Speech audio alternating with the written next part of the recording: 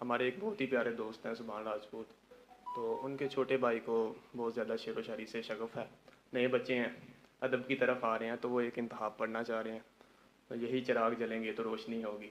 تو میں آپ کی بھرپور تالیوں میں دعوت کلام دینے جا رہا ہوں ارسلان کو. آپ کی بھرپور تالیاں. عشق کی آن بان ہوتے تھے، عشق کی آن بان ہوتے تھے، ہم کبھی ان کی جان ہوتے تھے. مکتب عشق بھی نرالا تھا،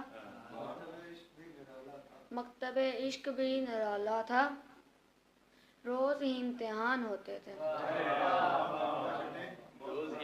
گر پڑے ہیں زمین پر یکدم، گر پڑے ہیں زمین پر یکدم، ہم کبھی آسمان ہوتے تھے. میری چیخیں سنے نہ دیواریں، میری چیخیں سنے نہ دیواریں، پہلے تو ان کے کان ہوتے تھے. میں تیری ہوں سبحان، کیسے کیسے بیان ہوتے تھے.